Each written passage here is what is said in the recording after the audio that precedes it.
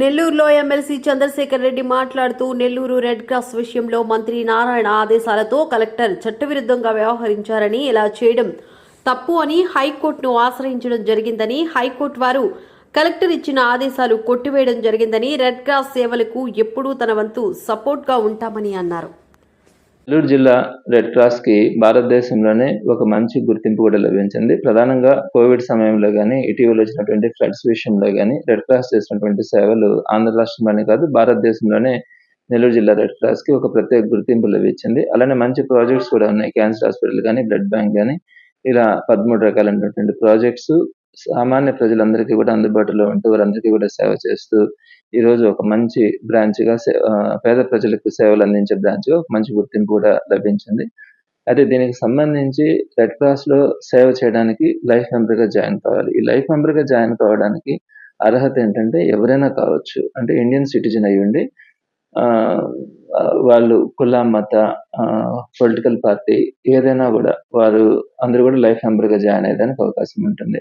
Life మెంబర్గా join అయిన తర్వాత మేనేజింగ్ కమిటీగా కంటెస్ట్ చేయడానికి ప్రతి ఒక్కరికి కూడా అర్హత ఉంటుంది. అయితే ఇండియన్ రెడ్ క్రాస్ సొసైటీకి సంబంధించి భారతదేశ వ్యాప్తంగా కూడా యూనిఫామ్ రూల్స్ ఉన్నాయి.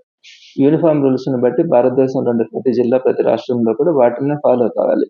అయితే ప్రత్యేకంగా నెల్లూరు జిల్లాలో ఇటీవల ఒక ఇష్యూని కూడా ముందుకు తీసుకురావడం జరిగింది. దీనిలో ప్రధానంగా ఈ తెలుగుదేశం పార్టీ సంబంధించి వాళ్ళు పొలిటికల్ పార్టీల్లో ఉండేవాళ్ళు అక్కడ రెడ్ క్రాస్లో సర్వీస్ చేయకూడదు అనే ఒక ఇష్యూని కూడా తీసుకొని వచ్చారు. ఈ ఇష్యూ వచ్చినప్పుడు రెడ్ క్రాస్ యొక్క ప్రతిష్ట దెబ్బతినకూడదని నేను చైర్మన్గా కూడా రిజైన్ చేస్తే, ఆ తర్వాత కాలంలో వాళ్ళు సుమారుగా మేనేజింగ్ కమిటీలో కూడా 5 మంది వైఎస్ఆర్సీపీ సానుభూతి పరులు ఉన్నారని మేనేజింగ్ కమిటీ నుంచే కాకుండా లైఫ్ మెంబర్ నుంచి కూడా రిమూవ్ చేయించడం జరిగింది. అది గౌరవ కలెక్టర్ గారు ఆ విధంగా చేయడం కూడా జరిగింది.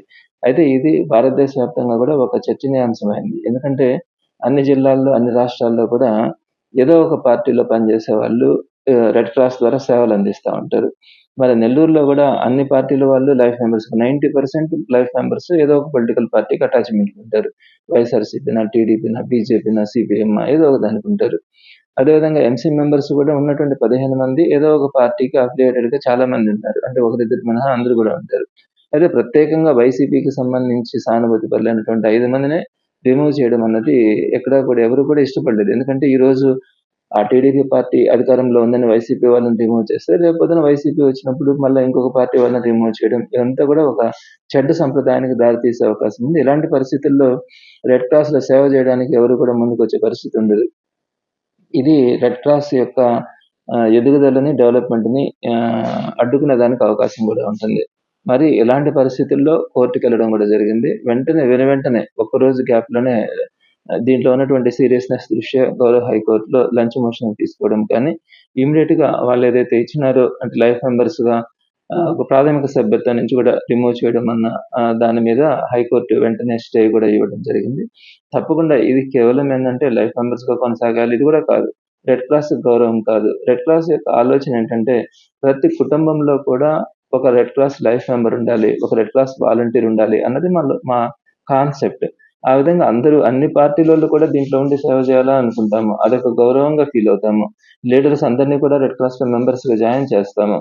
ఇలా ప్రతి కారణంలో కూడా రెడ్ క్రాస్ మెంబర్స్ ఉండాలనుకుంటున్నప్పుడు ఈ విధంగా అవమానించడం, నేను ప్రత్యేకంగా రెడ్ క్రాస్కి సంబంధించి గవర్నర్ గారికి ఒక 25 lakhs కూడా డొనేషన్ ఇచ్చాను చైర్మన్గా ఉంటూ.